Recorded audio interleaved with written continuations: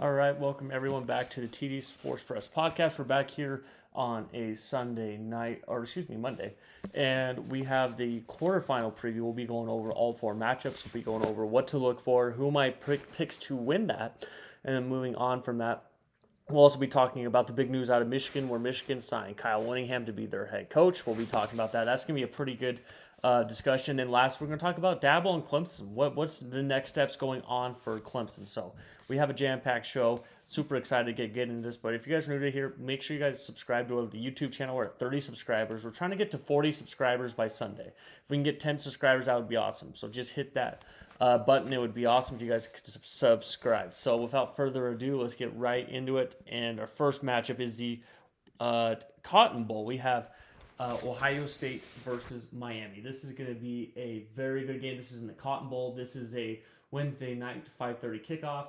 Ohio State is favored, as you guys can see on the screen, at -9.5. So let's talk about both paths and how they got here. Miami. They just beat Texas A&M on the road. They won 10-3. Defense did what they had to. Offense did enough to win the game. They put together one drive to win the game, and that's why they won.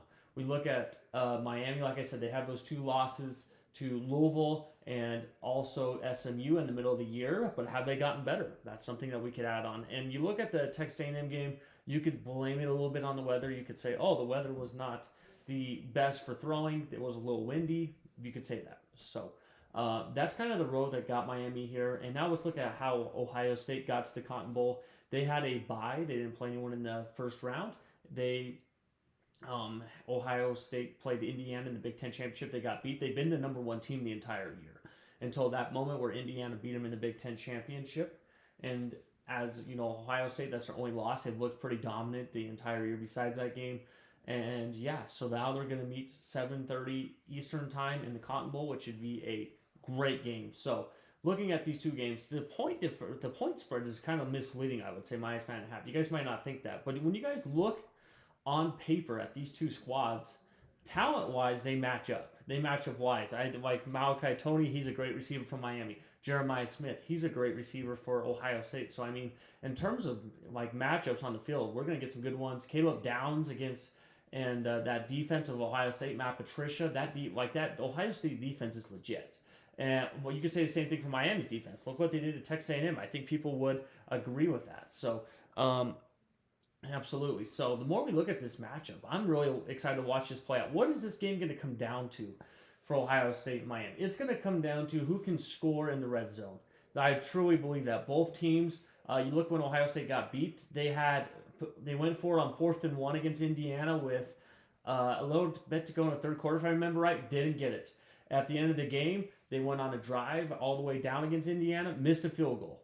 Miami, they will miss 5 field goals, if I remember. Maybe it was 6. 5 or 6 field goals against Texas A&M.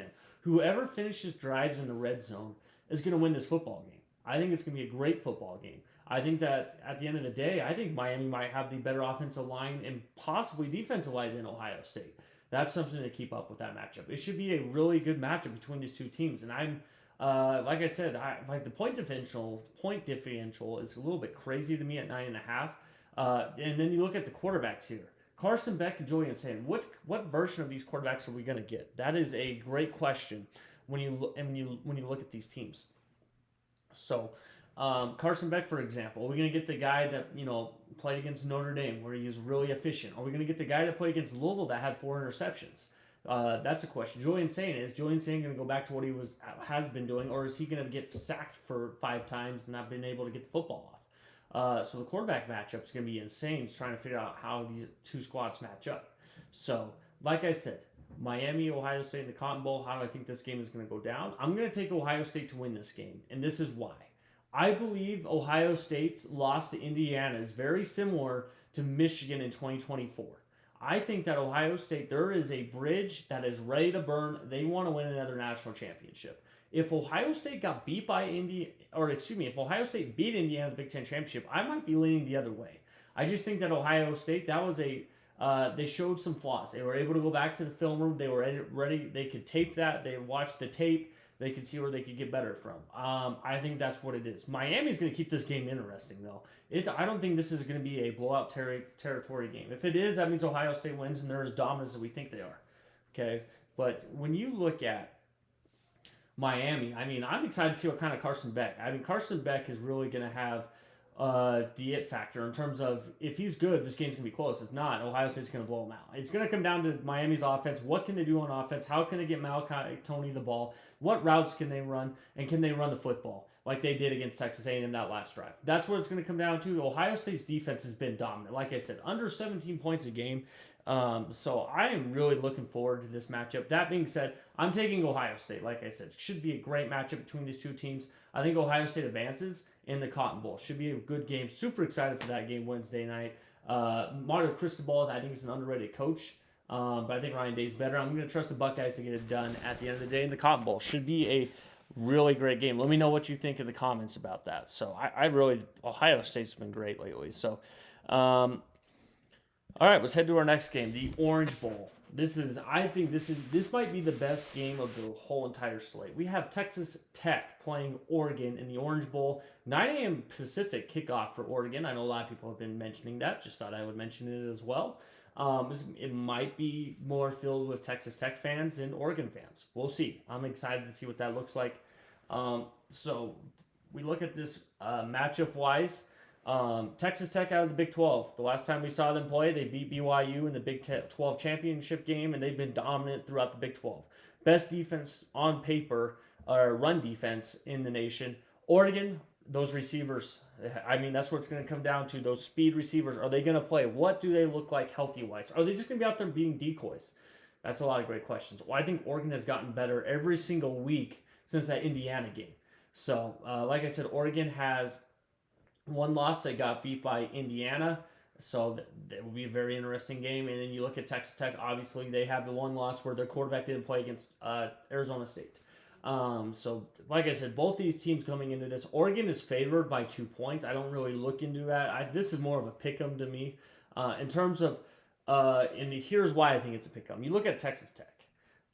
They haven't seen skill receivers or skill guys the way that Oregon has this year in the Big 12. And that's no shot at the Big 12. Big 12 is a great conference. But in terms of receivers and what Oregon can produce, I don't think Texas Tech has seen the kind of talent that Oregon has, okay, in the secondary.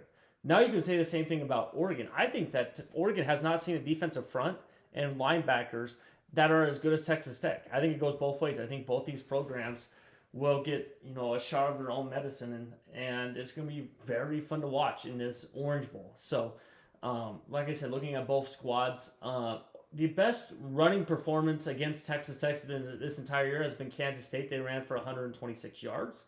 The matchup-wise, this might be the stat of the game for this game, for this team, for this game, which, like I said, it's going to be a great game.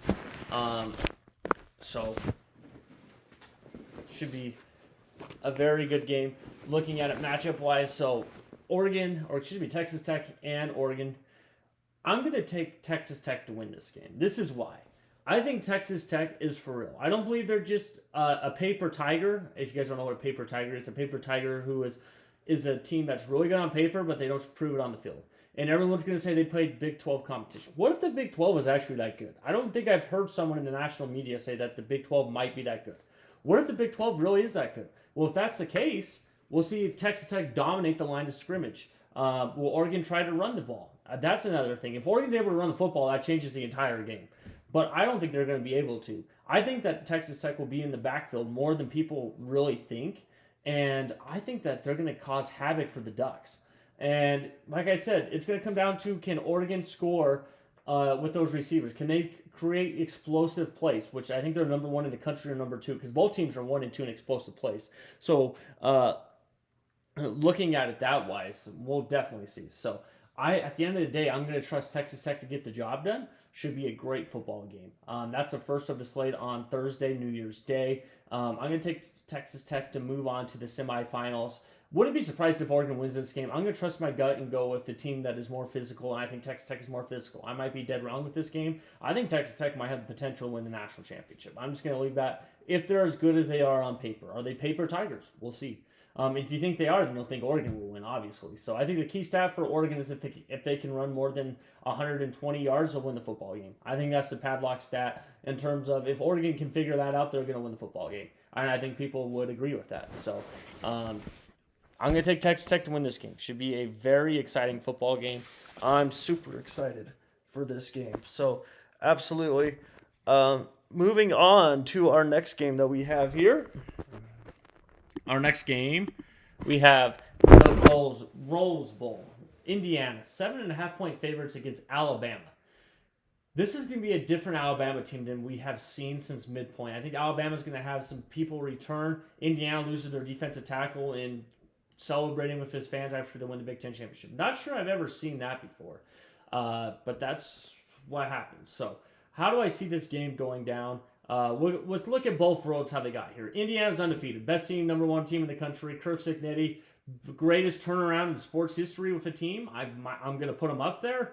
I will. I think that it might be the greatest turnaround in sports history. I'm just going to put that out there right now. And then you look at Alabama. Man, they figured out a way to win in Norman. That was huge for Alabama. Can that be the game that kind of turns them around back to midseason form? I picked Alabama to win the whole thing back in July, just so everyone is aware of that. So let's look at both these squads. We might have a rainy Rose Bowl game. I don't know. I don't remember the last time we've had. I don't remember my lifetime like a rainy Rose Bowl game. Well, normally you think of January 1st, the Rose Bowl. You think of, it's going to be 70 degrees. Green grass is going to be green. We're going to see the fourth quarter with the sunset. That's when I think about the Rose Bowl. That's what I think of. I think a lot of us would agree with that. That's what we grew up on. So, how do I think this game is going to go down? We look at this game. Alabama and Indiana, their fronts. Can Alabama run the football? If Alabama can run the football, they might not just stay in the game. They might win the game. Alabama hasn't been able to run the football the entire year.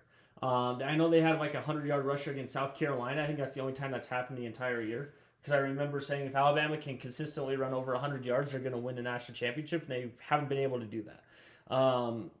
In Indiana, they haven't played 3.5 weeks. They haven't played on this stage ever.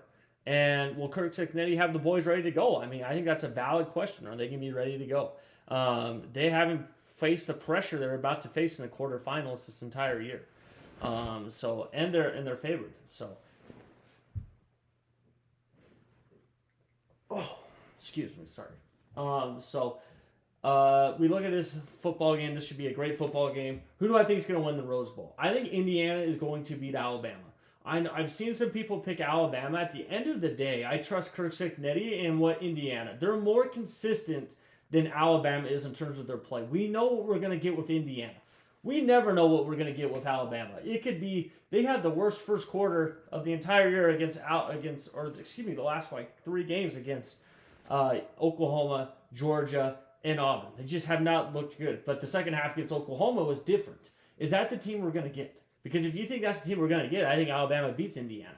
But I trust Indiana to be more consistent. I think they're going to be ready to go. They're going to be able to run the football. The receiver is going to be back. We saw that report today. He's going to be available, and he won't be limited. We'll see if he is or not.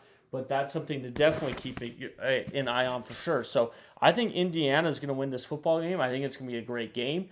I just like matchup-wise. I like Fernando. I think he might have a big game against that Alabama defense. And, yeah, I'm going to take Indiana. It just feels like the comeback story. 7.5 is a lot of points. I think these teams are way closer than 7.5, and I would not be surprised if Alabama wins this game. I got to trust Indiana. I got to trust what I've seen with my eyes. Because if Alabama goes down 17-0 to Indiana, I'm not sure they can come back from that hole like they did against Oklahoma. Because I think Indiana's a better team than Oklahoma. I don't think they'll be able to give up the lead.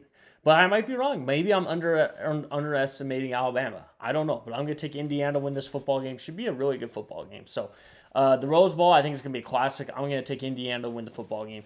Should be a really good game. Super excited for this game. So with that being said, before we get to our next one, if you made it to this point, make sure you guys subscribe. We're at 30 subscribers. Just trying to get to 40 subscribers by this next Sunday. We just try to get 10 subscribers a week. If you guys could hit that subscribe button, it would be awesome. We're on TikTok. We're on X. So we're on all 3 platforms here. So just TD SportsPress 2025, I'm pretty sure is our handle there. So make sure you guys go and check those out. So let's move on to the last game, our last game prediction here. Ole Miss and Georgia will be playing in the Sugar Bowl in Louisiana. What a football game we're going to get. Ole Miss, I'm pretty sure we're all familiar with Ole Miss. They are Lane Kiffinless. If you guys catch my drift there, that might have been stupid. But Ole Miss, they are coming into this game after beating Tulane. And yeah, they got Pete Golding as their head coach now. They kind of have the mentality of Ole Miss versus everyone. They kind of have, I would say, the psychological advantage. Do they? We'll talk about it. Georgia, they're coming off that win against Alabama. They haven't played in 3.5 weeks. They won the SEC. Last time Georgia was in this Sugar Bowl, they got beat by Notre Dame last year. I don't think people realize that. So Georgia, at the same time, they're telling their players, it doesn't matter what we do. We got beat here last year. Are we going to get past that?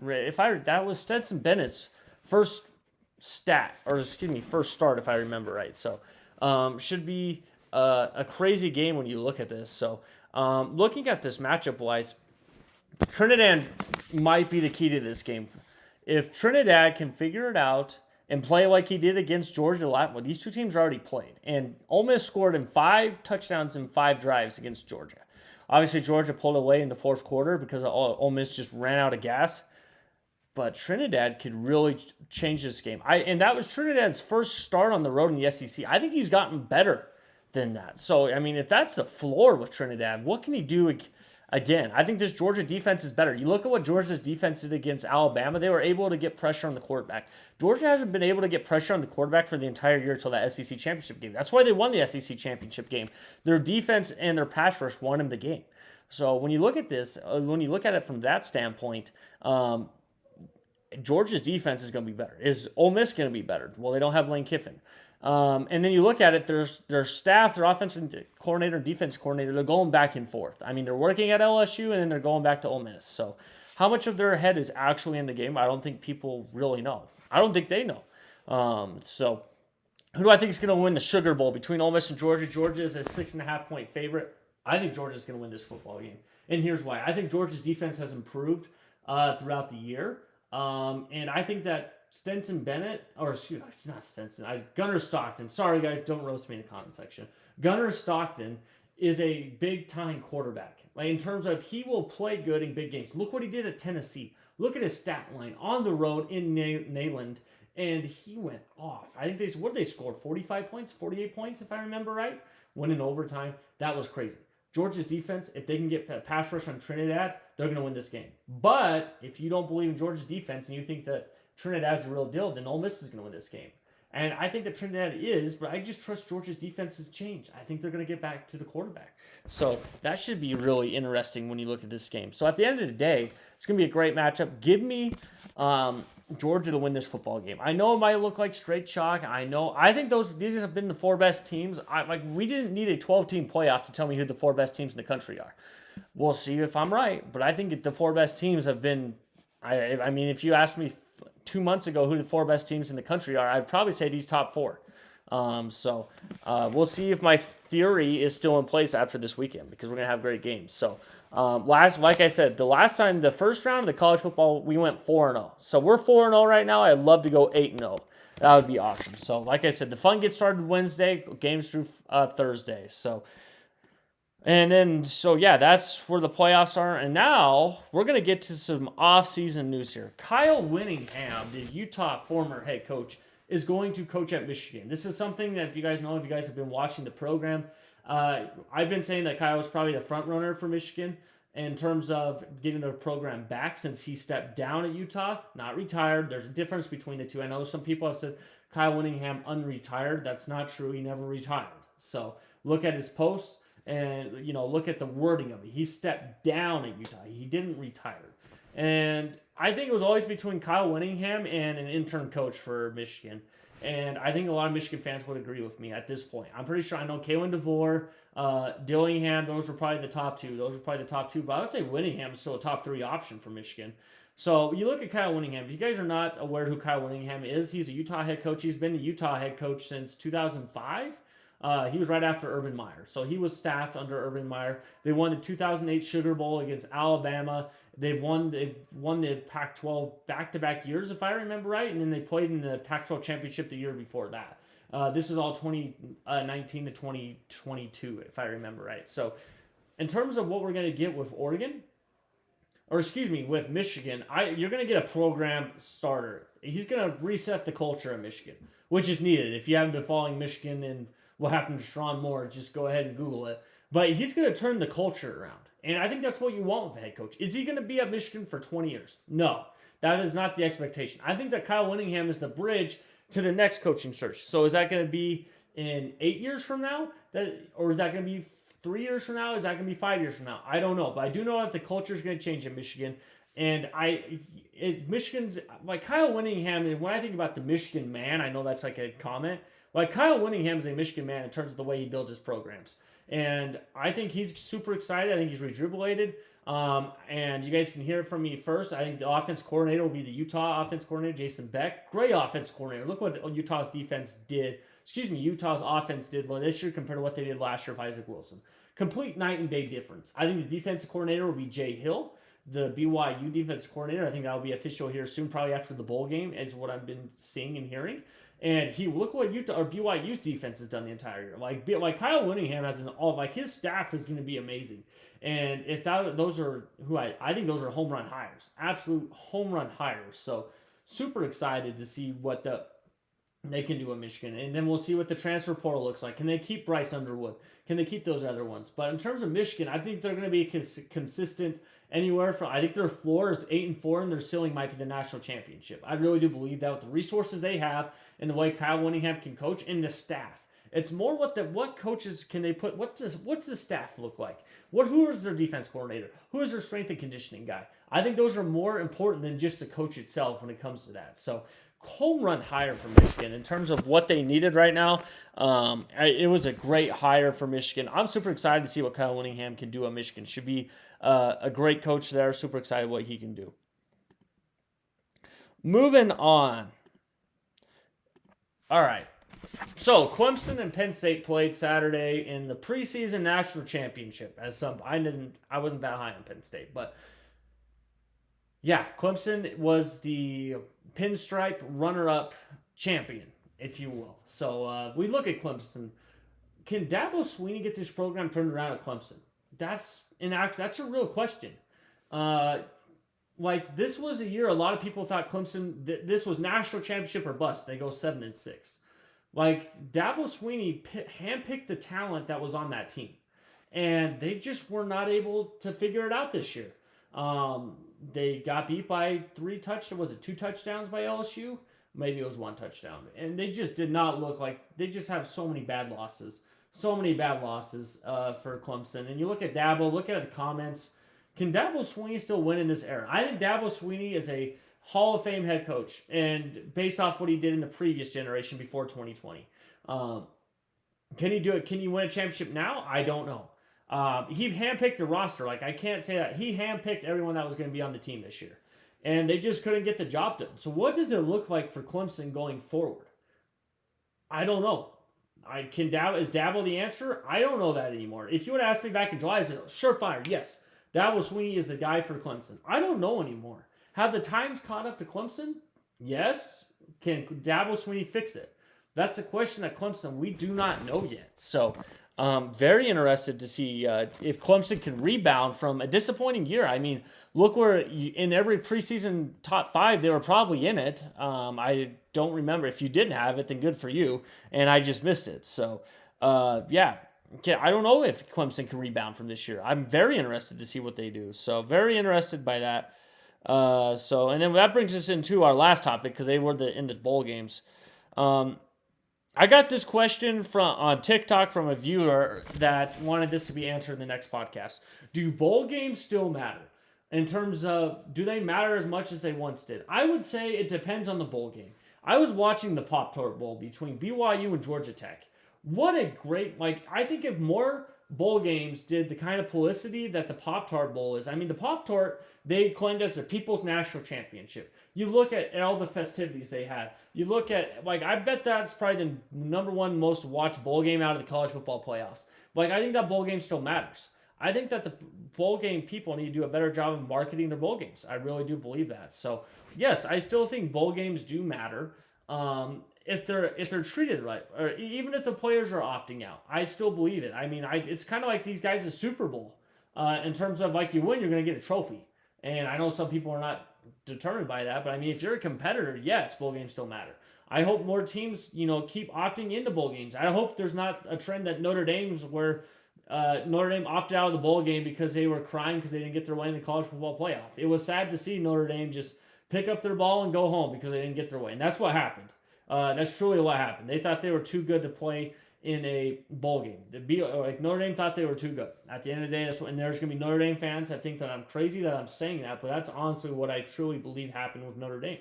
And Marcus Freeman and Notre Dame, they're talking about, we're going to get a jump start for 2026 to win a national championship. Then why wouldn't you play in a bowl game where you get 15 to 16 practices? Like, why would you not play in a bowl game? That makes zero sense. That will give you a jump start to next year. I get some of those freshmen and sophomores some more playing time because I guarantee they'd have some players that would sit out.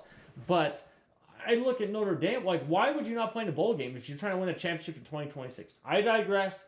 And yeah, I hope nothing the best for Notre Dame. Hopefully they can get that figured out. I hope that we don't have more opt-outs out of the bowl games. I really hope. I love bowl season. So with that being said, that's the end of our podcast. Appreciate everyone that made it to the end of it. Like I said, great games all weekend. We'll be back live on YouTube on Friday. We'll go live after all the conclusions. We'll give you guys my quick takeaways of the games. Should be a great slate of games. So with that being said, have a